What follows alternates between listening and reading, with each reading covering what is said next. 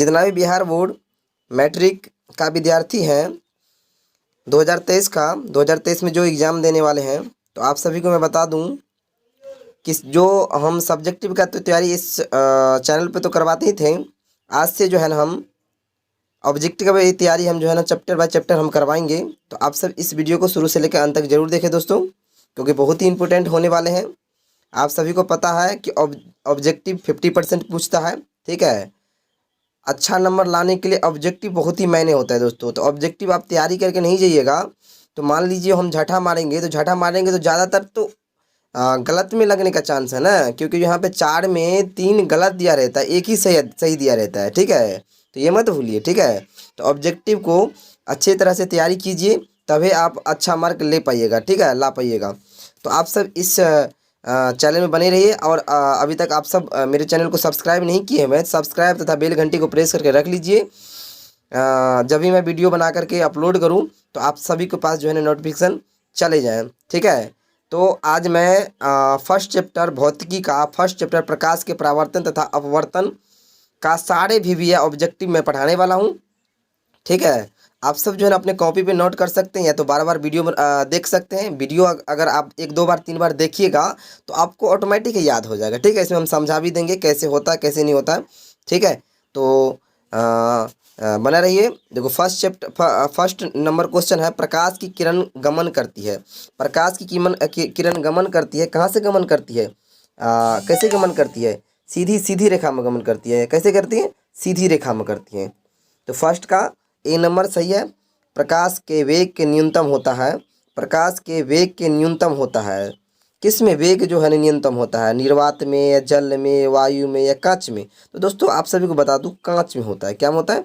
कांच में होता है, ठीक है। अब देखिए यहाँ पे मोटर गाड़ी के चालक के सामने लगा रहता है। क्या लगा रहता है? मोटर गाड़ी की जो होता है वो चालक के सामने में जो लगा रहता है, ड्राइवर के, चालक कहते हैं ड्राइवर को, तो चालक के सामने में लगा रहता है। क्या रहता है? समतल दर्पण, उत्तल दर्पण, अवतल दर्पण, उत्तल लेंस। क्या रहता है? तो आप सभी को बता दूं मोटर गाड़ी चालक के सामने होता है उत्तल दर्पण। क्या होता है दोस्तों? उत्तल दर्पण होता है। यहाँ पे उत्तल दर्पण बी नंबर में दिया गया है। कहाँ पे? यहाँ पे बी नंबर में दिया गया है, ठीक है। ये देखिए 4 में मोटर कार के हेडलाइट में किसका प्रयोग होता है? मोटर कार के हेडलाइट में किसका प्रयोग होता है? तो आप सभी को बता दूं अवतल दर्पण का होता है। क्या होता है? अवतल दर्पण का। अब देखिए समतल दर्पण द्वारा बना प्रतिबिंब होता है। समतल दर्पण द्वारा बना प्रतिबिंब होता है। क्या होता है? समतल दर्पण द्वारा बना प्रतिबिंब काल्पनिक होता है। क्या दोस्तों? काल्पनिक होता है। तो आगे हम बढ़ते हैं। लेंस की क्षमता का ऐसा मात्रक होता है। लेंस की क्षमता का ऐसा मात्रक होता है। क्या होता है? आप सभी को पता है डायोप्टर होता है। क्या होता है? डायोप्टर होता है। नहीं याद है तो याद कर लीजिए, बहुत इंपॉर्टेंट है, बहुत बार पूछा भी गया है। आप सब देख लीजिएगा क्वेश्चन बैंक उल्टा करके, ठीक है। प्रकाश की किरणों का पथ दर्शाने वाला चित्र को कहा जाता है। क्या कहा जाता है? किरण आरेख कहा जाता है, ठीक है। बहुत इंपॉर्टेंट है दोस्तों, ये पूछा जाएगा इस बार, ठीक है। तो आप सब याद कर लीजिए। 8 नंबर में दिया गया है 2D क्षमता वाले लेंस का फोकसांतरण होता है। कहाँ होता है? 50 सेंटीमीटर होता है। कितना होता है? 50 सेंटीमीटर में, ठीक है। किसी उत्तल लेंस का सांतर 50 सेंटीमीटर है तो उसकी क्षमता होगी, कितना होगी? +2D होगा। कितना होगा दोस्तों? +2D होता है, ठीक है। अब देखिए 10वां नंबर क्वेश्चन, प्रकाश की किरणों के समूहों को कहते हैं। क्या कहते हैं? प्रकाश की किरणों के समूहों को कहते हैं। क्या कहते हैं? प्रकाश के स्रोत कहते हैं, या किरण पुंज कहते हैं, प्रदीप्त कहते हैं, प्रकीर्णन कहते हैं। क्या कहते हैं? क्या कहते हैं दोस्तों? आप सब उत्तर दीजिए, क्या कहते हैं? तो बी नंबर में है किरण पुंज। क्या कहते हैं? किरण पुंज कहते हैं, ठीक है। उत्तल लेंस की क्षमता होती है। क्या होते हैं? उत्तल लेंस की क्षमता होती है। क्या होती है? ऋणात्मक, धनात्मक, ए और बी दोनों, इनमें से कोई नहीं। आपसे बता दूं घनात्मक होते। क्या होते हैं? घनात्मक होती है। अवतल लेंस की क्षमता होती है। अवतल लेंस की क्षमता होती है। क्या होती है अवतल लेंस की क्षमता? ऋणात्मक, घनात्मक, ए और बी दोनों, इनमें से कोई नहीं। आपसे बता दूं ऋणात्मक होते। क्या होते हैं? ऋणात्मक होते, ए नंबर। उत्तल लेंस को कहते हैं, क्या कहते हैं? उत्तल लेंस को कहते हैं अभिसारी लेंस द्विउत्तल लेंस, अपसारी लेंस, इनमें से कोई नहीं। आपसे को बता दूँ, उत्तल लेंस को हम अभिसारी लेंस कहते हैं। ठीक है, A number question A is the right answer. ठीक है, अवतल लेंस को कहते हैं, क्या कहते हैं, अभिसारी लेंस, द्विअवतल लेंस या अपसारी लेंस क्या कहते हैं। तो दोस्तों मैं बता दूं, ये तीसरा नंबर सही हो जाएगा, सी नंबर अपसारी लेंस होगा। ठीक है, निम्न में से कौन सा पदार्थ लेंस बनाने के लिए प्रयुक्त नहीं किया जा सकता है। निम्न में से कौन सा पदार्थ लेंस बनाने के लिए प्रयुक्त नहीं किया जा सकता है। देखिए दोस्तों, मिट्टी को हम क्या कर सकते हैं, लेंस बना सकते हैं, नहीं बना सकते हैं। तो आंसर डी हो जाएगा सही। किस दर्पण से हमेशा वस्तु छोटा प्रतिबिंब प्राप्त होता है। आपसे को बता दो, उत्तल लेंस, बी नंबर। ठीक है, किस दर्पण से वस्तु का बड़ा प्रतिबिंब बनता है। किस दर्पण से वस्तु का बड़ा प्रतिबिंब बनता है, समतल से, अवतल से, उत्तल से या कोई नहीं। आप सभी को बता दूं, इसका नंबर बी सही हो जाएगा, अवतल। क्या हो जाएगा, अवतल। याद कर लीजिएगा, इंपॉर्टेंट है, बहुत इंपॉर्टेंट है। प्रकाश के परावर्तन के कितने नियम होते हैं, एक या दो या तीन या चार। आप सभी को बता दूं कि इसका बी नंबर सही है, दो होता है। कितना होता है, दो होता है। जब प्रकाश की किरण हवा से कांच में प्रवेश करती है तो मुड़ जाती है। जब प्रकाश की किरण हवा से कांच में प्रवेश करती है तो मुड़ जाती है। अब इस क्या कहें, अविलंब से दूर, अविलंब के निकट, अविलंब के समांतर, इनमें से कोई नहीं। देखो दोस्तों, इसका आंसर हो जाएगा आप सभी को बी नंबर, अविलंब के निकट हो जाती है। ठीक है, 20 नंबर फोटोग्राफी कैमरा के अभिदृश्यक होता है। क्या होता है, उत्तल लेंस, अवतल लेंस, उत्तल दर्पण, अवतल दर्पण। आप सभी को बता दूं, ए नंबर उत्तल लेंस सही हो जाएगा। साइड मिरर के रूप में प्रयुक्त होता है, क्या होता है, अवतल दर्पण, उत्तल दर्पण, उत्तल लेंस, प्रिज्म। क्या होता है दोस्तों, बहुत इंपॉर्टेंट होने वाला है, उत्तल दर्पण होता है। जितना भी जो है ना फर्स्ट चैप्टर भौतिकी का जो है ना, सारा मैं बताने वाला हूँ इसमें। ठीक है, सारा का सारा ऑब्जेक्टिव बताने वाला हूँ इसमें से दोस्तों, आपको 5 6 7 जरूर मिलेगा आपको। ठीक है, तो आप सब तैयारी कर लीजिए। एक अवतल दर्पण को फोकस दूरी 10 सेंटीमीटर है तो उसकी वक्रता त्रिज्या कितना होगा। देखिए बहुत इंपॉर्टेंट है, एक अवतल दर्पण की फोकस दूरी 10 सेंटीमीटर है तो उसकी वक्रता त्रिज्या कितनी होगी। आंसर होगा 20 सेंटीमीटर। कितना होगा, 20 सेंटीमीटर होगा। ठीक है, निर्गत किरण एवं अभिलंब के बीच के कोण को कहते हैं, क्या कहते हैं, क्या कहते हैं दोस्तों, निर्गत कोण कहते हैं। क्या कहते हैं, सी नंबर, ऑप्शन सी सही है। ठीक है, सरल सूक्ष्मदर्शी में किसका उपयोग होता है, सरल अवतल दर्पण, उत्तल दर्पण, अवतल लेंस, उत्तल लेंस। क्या होता है दोस्तों, डी नंबर, उत्तल lens. Option number D is the right answer. किस लेंस के द्वारा सिर्फ काल्पनिक प्रतिबिंब तनता है। किस लेंस के द्वारा सिर्फ काल्पनिक प्रतिबिंब तनता है। तो आंसर आप सभी को हो जाएगा अवतल। Option number B is the right answer. परावर्तन के नियम से निर्धारित होता है, क्या हो, आपतन कोण बराबर परावर्तन कोण, परावर्तन कोण बराबर अपवर्तन कोण। इस ऑप्शन में से किस ऑप्शन का सही होगा, बी नंबर, परावर्तन बराबर अपवर्तन कोण। अब याद कर लीजिएगा दोस्तों, बहुत ही इंपॉर्टेंट है। काल्पनिक प्रतिबिंब होता है, क्या होता है, सीधा, उल्टा, दोनों, कोई नहीं। वाह रे वाह, ये तो बहुत ही इंपॉर्टेंट आने ही वाला है इस बार। ठीक है, ए नंबर सीधा। क्या होता है दोस्तों, सीधा। लेंस में मुख्य फोकस की संख्या कितनी होती है। लेंस में मुख्य फोकस की संख्या कितनी होता है दोस्तों, मैं बता दूं, इसमें दो होता है, एक होता है अवतल लेंस, एक होता है उत्तल लेंस। ठीक है, सर्च लाइट का परावर्तक सतह क्या है, सर्च लाइट, उत्तल या अवतल या समतल या कोई नहीं। आप सबको बता दूं, इसका अवतल है, सर्च लाइट नहीं होता है। ठीक है, दाढ़ी बनाने में कौन सा दर्पण उपयोग होता है, समतल, उत्तल, अवतल, कोई नहीं। दोस्तों मैं बता दूं, अवतल। Question answer number C is the right answer. एक उत्तल लेंस की क्षमता एक डायोप्टर है तो उस लेंस की फोकस दूरी कितना होगा। एक लेंस की क्षमता एक डायोप्टर है तो उस लेंस की फोकस दूरी क्या होगा दोस्तों। देखो ये पूछा भी बहुत बार गया है, पूछा भी जाएगा। ठीक है, तो आप याद करके जाइएगा ये थोड़ा।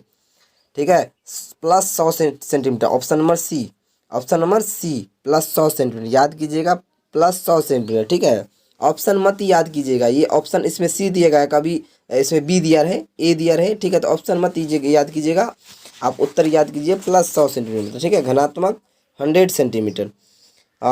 किसी गोलीय दर्पण तथा किसी पतले गोलीय लेंस दोनों की फोकस दूरी -15 सेंटीमीटर है। दर्पण तथा लेंस की संभवता होती है, क्या तो दोनों अवतल, दोनों उत्तल, दर्पण अवतल तथा लेंस उत्तल, दर्पण उत्तल तथा लेंस अवतल। दोस्तों इसका सही जवाब मिल जाएगा दोनों अवतल। क्या हो जाएगा, दोनों अवतल। Answer number A is the right answer. प्रकाश के अपवर्तन के कितने नियम होते हैं, प्रकाश के अपवर्तन के कितने नियम होता है दोस्तों, दो होता है। कितना होता है, दो is the right answer B.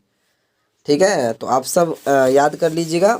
ठीक है। और अपवर्तन नियम को हम स्नेल नियम भी कहते हैं। ये आ सकता है, अपवर्तन नियम को क्या कहते हैं, हम स्नेल नियम कहते हैं। ठीक है। इसमें एक और होता है जो एक नियंतांक बराबर होता है, क्या होता है, एक नियंतांक बराबर होता है साइन आई बटा साइन आर। इस फॉर्मूला को याद कर लीजिएगा, बहुत बार पूछा भी गया है। देखिए 2 नंबर में आ गया, ये आ गया। किसी माध्यम के अपवर्तनांक का मान होता है, देखिए मान होता है ना, अपवर्तनांक का मान होता है, तो साइन ए बटा साइन आर होगा, क्या होगा, साइन ए बटा ए होगा, साइन ए बटा साइन आर। एक याद कर लीजिएगा, बहुत इंपॉर्टेंट है। एक उत्तल लेंस होता है, क्या होता है, सभी जगह समान मोटाई का क्या होता है, देखिए सी नंबर उत्तर नंबर सी, किनारों की अपेक्षा बीच में मोटा। अवतल लेंस का आवर्धन बराबर होता है, क्या होता है, यू बाई वी, या यू भी, या वी बाई यू, या यू प्लस वी, क्या होता है, डी नंबर होगा, वी बाई यू होगा। ठीक है दोस्तों। गोलीय दर्पण में फोकस सांतर एवं वक्रता त्रिज्या बीच संबंध है, क्या होता है, आर बराबर 2f। ये सब देखिए दोस्तों, बहुत लंबा वीडियो हो जाएगा, इसलिए मैं शॉर्टकट में सीधा आंसर में बताता हूँ। ठीक है। आर बराबर 2f आप देख लीजिएगा, आर बराबर 2f होता है ए नंबर। सोलर कुकर में प्रयोग किया जाता है कि क्या कहते हैं, सोलर कुकर क्या कहते हैं, ए अवतल दर्पण का। उत्तल लेंस में बना प्रतिबिंब होता है, उत्तल लेंस में बना प्रतिबिंब क्या होता है, सो कीजिएगा बी वास्तविक और उल्टा, वास्तविक और उल्टा। उत्तल लेंस में जब बिंब f और 2f के बीच रखा जाता है तब बना प्रतिबिंब होता है, क्या होता है दोस्तों, ए बड़ा, बड़ा या बड़ा और वास्तविक, बड़ा और वास्तविक, ऑप्शन नंबर ए। दो वक्रीय पृष्ठ से घिरे ठोस माध्यम को कहते हैं, क्या कहते हैं दोस्तों, ऑप्शन नंबर सी गोलीय लेंस, क्या कहते हैं, गोलीय लेंस कहते हैं। ठीक है। यह गोलीय दर्पण जो बाहर की तरफ वक्रित हो कहलाता है, क्या कहलाता है, उत्तल दर्पण क्या कहलाता है, उत्तल दर्पण कहलाता है। ठीक है, उत्तल दर्पण कहलाता है। ठीक है।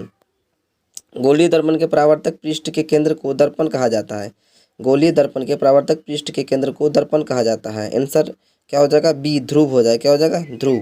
किस लेंस द्वारा उत्पन्न आवर्धन का ऐसे मात्रक क्या है, क्या है दोस्तों, ऑप्शन नंबर डी मात्र कवहीन होता है।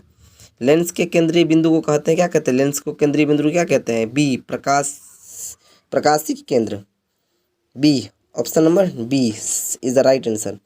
किसी शब्दकोश में पाए जाने गए छोटे अक्षरों को पढ़ाते समय आप निम्न में से कौन सा लेंस को पसंद करेंगे, तो हाँ इसका डे हो जाएगा 5 सेंटीमीटर फोकस दूरी का उत्तल लेंस। ठीक है। इनमें से कौन दर्पण का सूत्र है, 1/v प्लस 1/u बराबर 1/f, इस ऑप्शन दिया गया है, is the right answer A, 1/v plus 1/u बराबर 1/f। बहुत इंपॉर्टेंट है दोस्तों। गोलीय दर्पण का वक्रता केंद्र के किस अक्ष से निरूपित किया जाता है, तो आंसर नंबर क्या हो जाएगा, सी सी हो जाएगा, ये ए नंबर। ठीक है, सी। तो निर्वात में प्रकाश की छाल है, निर्वात में प्रकाश की छाल कितना होता है दोस्तों, कितना होता है, ऑप्शन नंबर ए 3 × 10⁸ मीटर प्रति सेकंड। ठीक है। दंत विशेषज्ञ मरीजों का दांतों का बड़ा प्रतिबिंब देखने के लिए किस दर्पण का उपयोग किया जाता है, तो ऑप्शन नंबर ए हो जाएगा अवतल दर्पण। अब पतले लेंस की आवर्धन का क्षमता होती है, देखिए दोस्तों बहुत इंपॉर्टेंट है ये, कम होता है, क्या होता है, कम, आंसर नंबर ए। मोटे लेंस की आवर्धन क्षमता होती है कम, अधिक, संतुलित कोई नहीं। आप सबको बता दूं बी होता है, क्या होता है, बी। अवतल दर्पण के ध्रुव और मुख्य फोकस के बीच रखे बिंब के प्रतिबिंब की प्रकृति क्या होती है, ऑप्शन नंबर बी आभासी एवं सीधी। उत्तल लेंस के प्रकाशिक केंद्र और मुख्य फोकस के बीच के रखे गए बिंब प्रतिबिंब प्रकृति होती है, ऑप्शन नंबर आभासी एवं सीधी, आभासी एवं सीधी, option number B is the right answer. अवतल दर्पण के मुख्य फोकस पर रखे बिंब का प्रतिबिंब स्थित होती है, क्या होता है दोस्तों, तो सी होता है अनंत, अनंत पर, क्या होता है, अनंत पर। बहुत इंपॉर्टेंट ये सब है, पूछेगा ये सब। उत्तल लेंस के मुख्य फोकस पर रखे प्रतिबिंब की स्थित होती है, क्या होती है दोस्तों, तो ऑप्शन नंबर सी अनंत पर, क्या होता है, अनंत पर होते हैं। अवतल लेंस की मुख्य फोकस पर रखे बिंब का प्रतिबिंब की स्थित होती है, क्या होती है, ऑप्शन नंबर बी प्रकाशिक केंद्र और फोकस के बीच।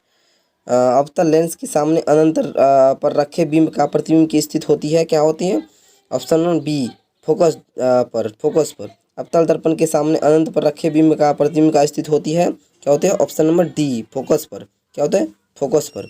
ठीक है दोस्तों, तो ये 59 हो गया क्वेश्चन। ठीक है। आप सभी को बता दूँ 60 नंबर क्वेश्चन, लेंस की प्रकाशिक केंद्र की गुजरने वाली प्रकाश किरण अपवर्तन के पश्चात कहाँ से विचलन के साथ निर्गत होती है, ये ऑप्शन नंबर कितना हो जाएगा, बी संगत 7 रंगों का विभक्त हो जाती है। क्या होता है दोस्तों? 7 रंगों में विभक्त हो जाती है। ठीक है, तो 61वां नंबर देखते हैं। मुख्य फोकस से गुजरने वाली प्रकाश की किरण उत्तर लेंस में से अपवर्तन के पश्चात क्या होता है?